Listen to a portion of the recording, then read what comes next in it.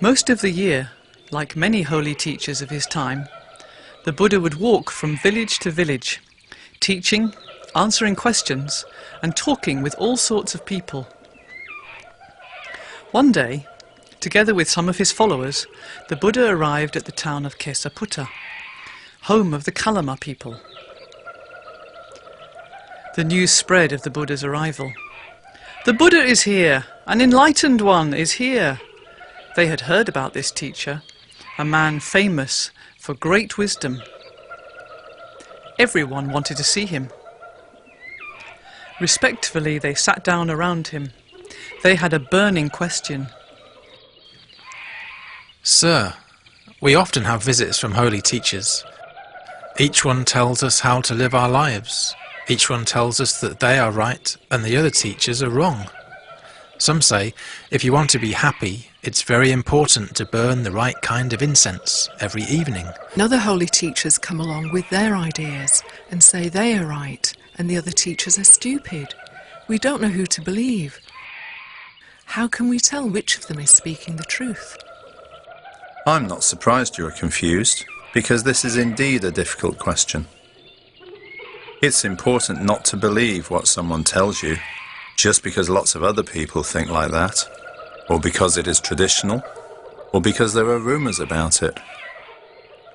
Don't believe someone because they seem to know the scriptures very well, or because they have strong opinions.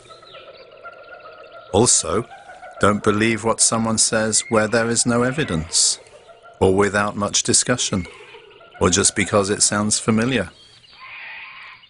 You can't even just believe someone who seems knowledgeable and educated, even if you feel respect for them as your teacher.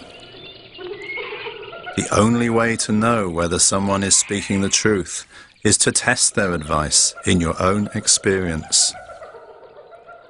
Then, if you feel really sure that a teaching is likely to cause harm or unhappiness, you should reject it. If following a teacher's advice makes you feel greedy or angry or full of hatred or confusion, is that helpful? No, certainly not. Ask yourself how things might turn out if you follow a particular piece of advice. For example, if you take things which aren't yours, are you likely to cause harm to yourself or others?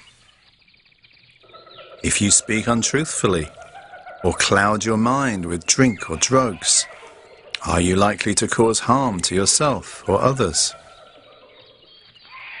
You can also think about someone more experienced than you, whose opinion you already respect.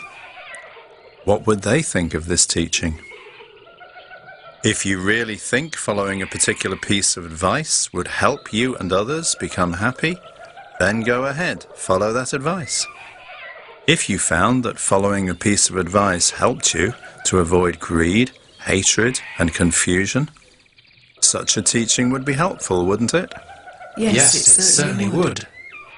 A person who is free from greed, hatred, and confusion will feel much better.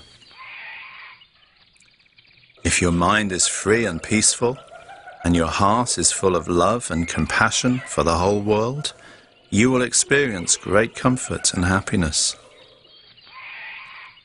I have asked you to look to your own experience to decide whether something is worth following or not. But when it comes to the problem of what happens after death, it's not possible to do this, is it? There are so many views and opinions, but how can we know in our own experience? However, remember what I have taught you today, that living ethically, with kindness and wisdom, leads to your happiness and well-being. This is true for this life, and if there are future lives, it will be true for those too. So, regardless of what you believe, the important thing is that you are trying to live with a clear mind and a kind heart, and that you consider the consequences of your actions for yourselves and others around you. Fantastic, sir. Fantastic. It's like someone lighting a candle in darkness. The Kalamas were so impressed and grateful at the Buddha's answer, they decided to go home and live by his teachings.